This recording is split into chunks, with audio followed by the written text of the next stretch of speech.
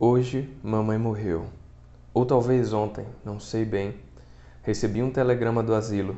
Sua mãe faleceu. Enterro amanhã. Sentidos pêsames.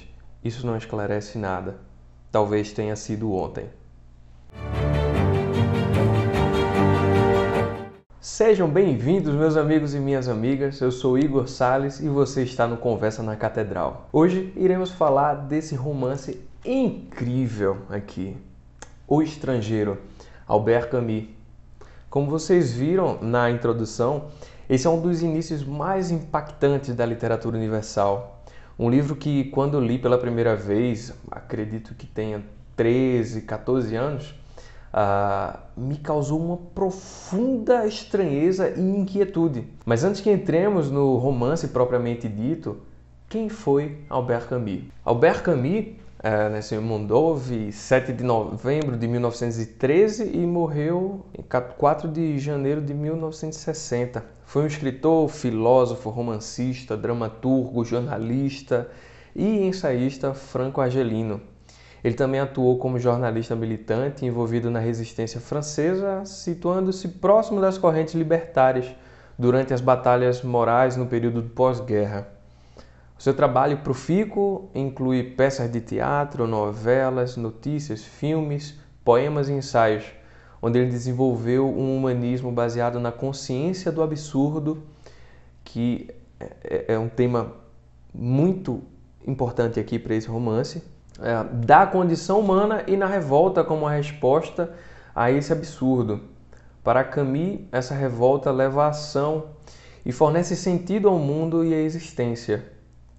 Daqui nasce então a estranha alegria que nos ajuda a viver e morrer. Camus também recebeu o Prêmio Nobel de Literatura em 1957. Apresentações feitas, vamos então falar do enredo do Estrangeiro. Vamos ao que interessa. Essa edição aqui que eu tenho pela Record, ela foi traduzida pela Valérie.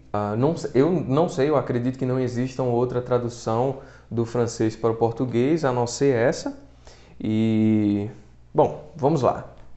O Estrangeiro é uma história que se passa em Argel, na Argélia, norte da África, pós-Segunda Guerra, e conta a história de uma das personagens mais estranhas da literatura, Meursault, Monsieur Meursault, que nós nem sabemos o primeiro nome dele. O romance inicia com Meursault recebendo um telegrama do asilo onde sua mãe vivia, mas não é a morte da mãe que nos chama a atenção, e sim a reação da personagem, sem saber quando ocorreu e demonstrando uma certa indiferença e que ficará clara durante o velório e o enterro. Então a mãe morre e ele é convocado para o enterro, deixa Argel e viaja para Marengo, cerca de 80 quilômetros de distância. E aqui nós começamos a vislumbrar a personalidade de Meursault. Ele diz: "Pedi 2 dias de licença a meu patrão, e com uma desculpa destas, ele não podia recusar." Bom, mas não estava com um ar muito satisfeito. Cheguei mesmo a dizer-lhe: "A culpa não é minha." A culpa não é minha. Veja a escolha das palavras nesse trecho, como uma desculpa destas. A morte não é uma desculpa, e sim um acontecimento inexorável. E ainda a culpa não é minha. Esquisito, não? Mas vamos lá, vocês vão adorar. Vocês vão adorar conhecer Monsieur Meursault. Desde a primeira página, notamos que além da indiferença de Meursault, existe outra constante na história: o sempre presente sol abrasador e o calor sufocante. Uma pequena observação antes. Aqui há uma imprecisão na tradução, tá? Meursault vai pedir a um conhecido uma gravata preta e um fumo emprestado. Mas eu achei muito esquisito isso, pedir um fumo emprestado, e aí eu fui conferir no original. E no original, o Camus escreve: "Pour lui prêter une cravate noire et un brassard." Brassard seria uma braçadeira preta, para demonstrar o luto, né? Viver o luto, que as pessoas soubessem disso. Mas eu não sei por que a tradutora fez essa escolha de fumo. Tem outras imprecisões também nessa tradução. Eu não sou fluente em francês, mas algumas dúvidas que eu tive, eu tirei com um amigo que é fluente sim, e que ele me ajudou com isso, tá? Então tem essas observações. Essa tradução também ela tem um problema de uma mudança. A tradutora tomou muita liberdade aqui, então algumas partes dos diálogos que estão escritos em discurso indireto livre, onde a fala do narrador e a da personagem se misturam no texto, sem a diferenciação dos verbos de sende, como disse fulano, ou gritou cicrano.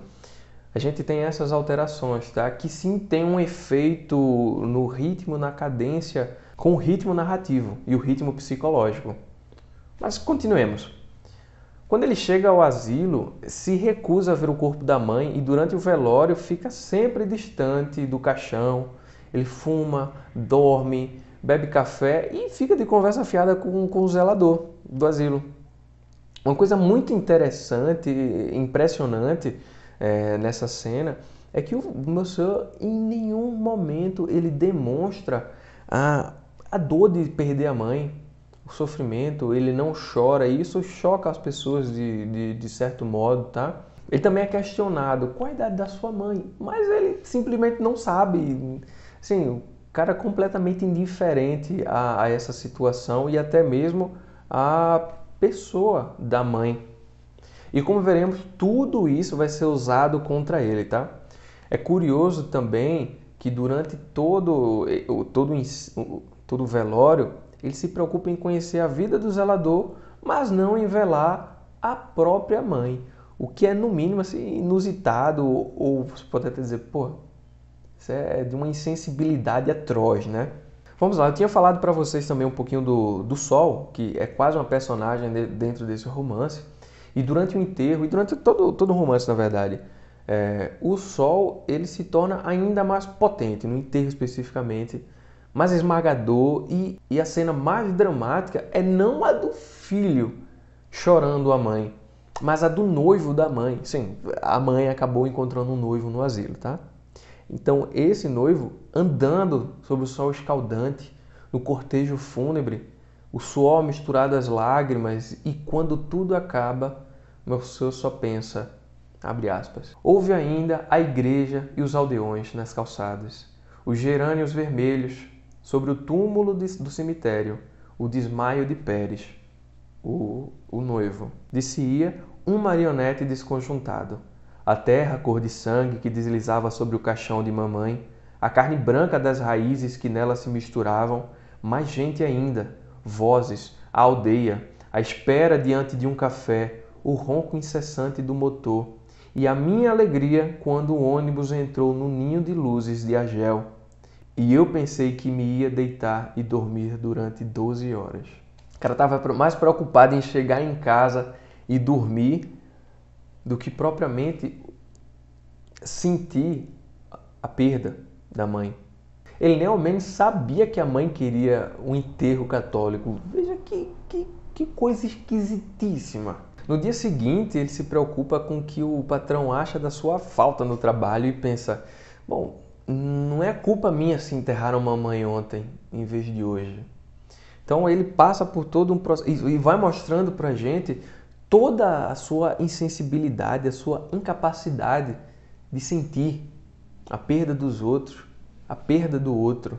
Nós não sabemos ainda qual é a idade de Monsieur, mas supomos que seja um homem maduro. Mesmo a morte da mãe não interrompe a vida, mas é esquisitíssimo vê-lo sem um pingo de dor e logo no dia seguinte sair para nadar, reencontrar uma antiga amiga do trabalho, ir ao cinema assistir um filme de comédia.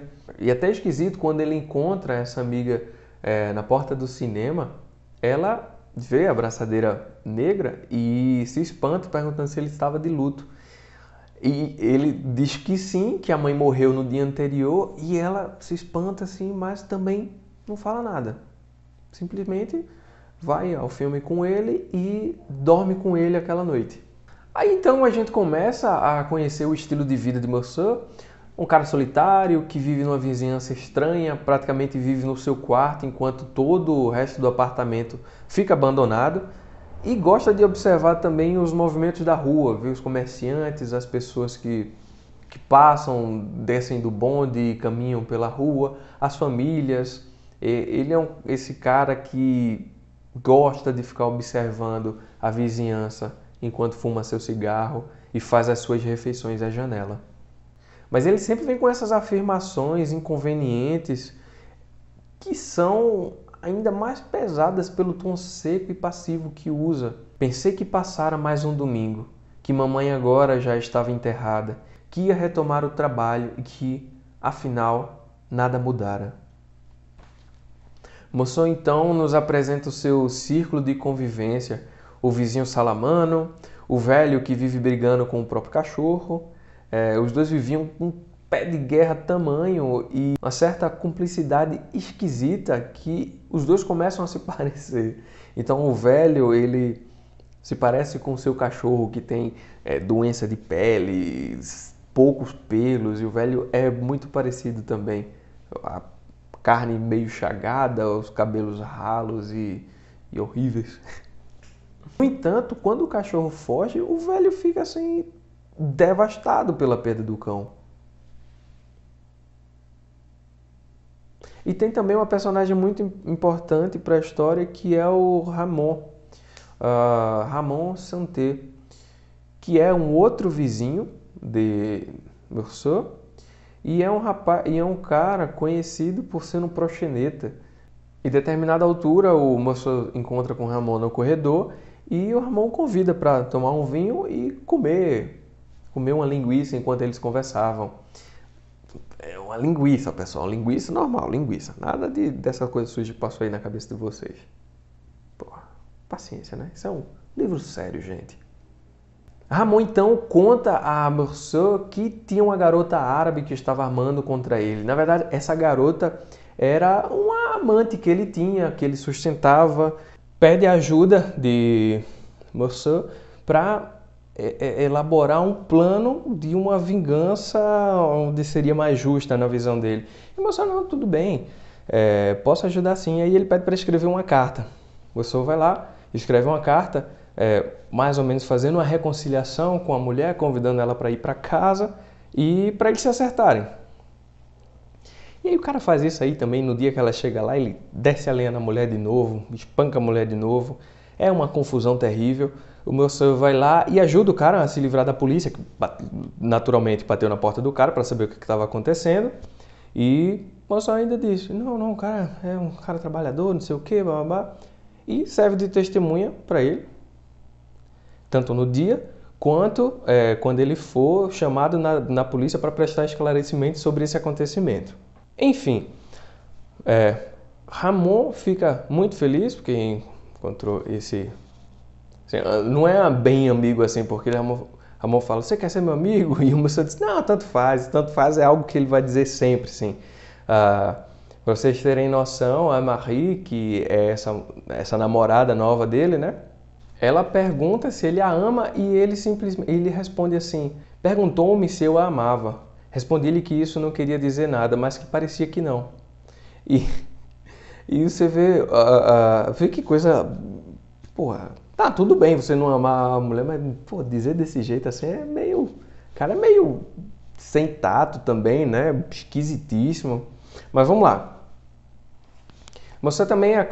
Ele é um homem que perdeu as suas ambições de vida mesmo, sabe? Ele tem uma oportunidade, o chefe dele dá uma oportunidade dele viajar para Paris para trabalhar numa filial que eles querem abrir por lá. Mas ele simplesmente responde que não, tanto faz. Veja só, eu quero ler esse trecho para vocês. É importante, eu gosto de trazer aqui os trechos dos livros para vocês poderem ter essa sensação do texto bruto, sabe? De vocês ouvirem, de vocês acompanharem, sentir a cadência, a forma com que é escrita. Isso é muito importante para melhorar a nossa maneira de ler, crescer como leitor e futuros escritores, por que não? Tencionava instalar um escritório em Paris para tratar daquela praça de seus negócios diretamente com as grandes companhias e perguntou-me se eu estava disposto a ir para lá. Isto me permitiria viver em Paris e viajar durante parte do ano. Você é novo e acho que essa vida lhe agradaria. Disse que sim, mas que no fundo tanto fazia. Perguntou-me depois se eu não responderia se eu não estava interessado em uma mudança de vida. Respondi que nunca se muda de vida, que em todo caso todas equivaliam e que a minha aqui não me desagradava em absoluto. Enfim, aí ele vai dizer isso para Marie, né? E aí ela chega à noite, eles vão conversar de noite, né? Nessa mesma noite. À noite, Marie veio buscar-me e perguntou se eu queria casar-me com ela.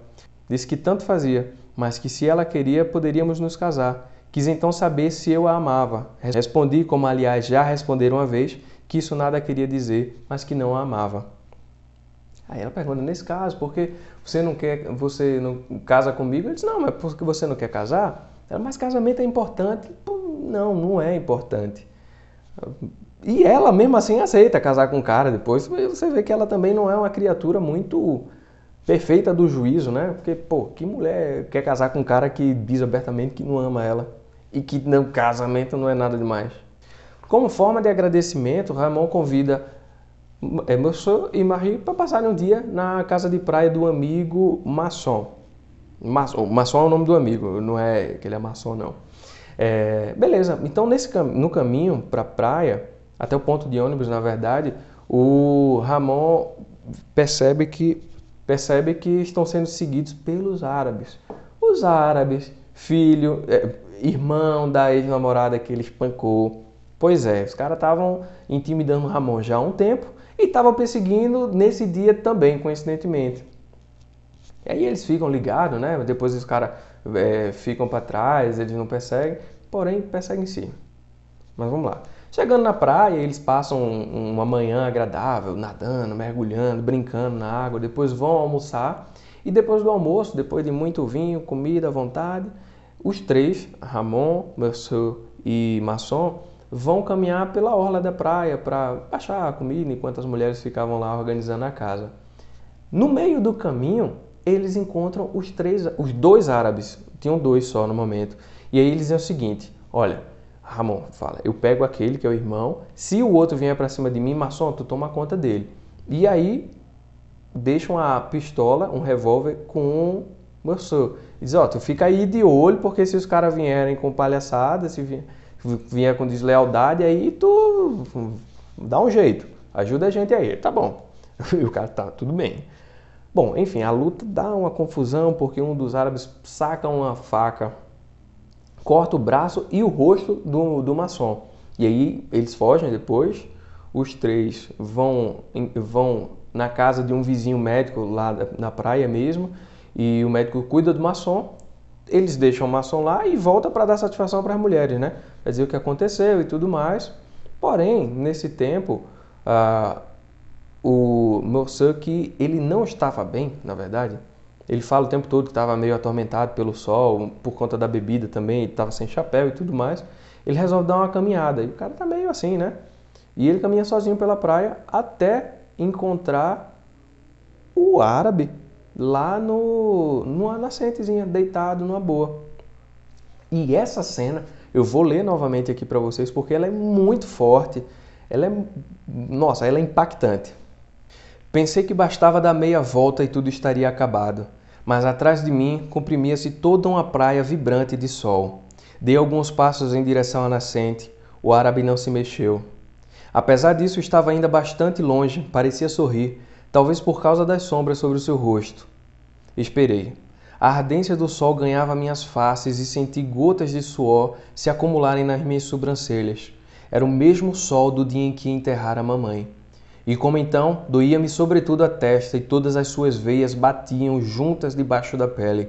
Por causa desta queimadura, que já não conseguia suportar, fiz um movimento para a frente. Sabia que era estupidez.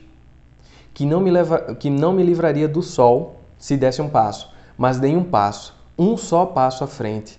E desta vez, sem se levantar, o árabe tirou a faca que ele me exibiu ao sol.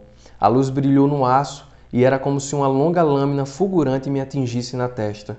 No mesmo momento, o suor acumulado nas minhas sobrancelhas correu de repente pelas pálpebras, recobrindo-as com um véu morno e espesso. Meus olhos ficaram cegos por trás desta cortina de lágrimas e de sal. Senti apenas os símbolos do sol na testa e do modo difuso a lâmina brilhante da faca sempre diante de mim. Esta espada incandescente corroía as pestanas e penetrava meus olhos doloridos. Foi então que tudo vacilou. O mar trouxe um sopro espesso e ardente. Pareceu-me que o céu se abria em toda a sua extensão, deixando chover fogo. Todo o meu ser se retesou e crispei a mão sobre o revólver. O gatilho cedeu. Toquei o ventre polido da coronha e foi aí, no barulho, ao mesmo tempo seco e ensurdecedor, que tudo começou. Sacudi o suor e o sol. Compreendi que destruíra o equilíbrio do dia, o silêncio excepcional de uma praia onde eu havia sido feliz. Então, atirei 4 vezes mais num corpo inerte, em que as balas se enterraram sem que se desse por isso, e era como se desse 4 batidas secas na porta da desgraça. E assim termina a primeira parte do romance. Bom, pessoal, o vídeo vai ficando por aqui, tá? Ele ficou muito longo, então eu vou dividir em 2 partes. A segunda parte eu devo estar publicando entre segunda ou quarta-feira, ainda não decidi. Mas vocês fiquem de olho no canal e fiquem aguardando a segunda parte, que será o final desse vídeo completo. Então, muito obrigado por aqueles que acompanharam até aqui. Se vocês gostaram, não se esqueçam de se inscrever no canal, curtir, deixa um comentário aqui para eu saber o que é que vocês acharam. Ativa o sininho, não esquece, vai ajudar bastante. E até a próxima. Valeu!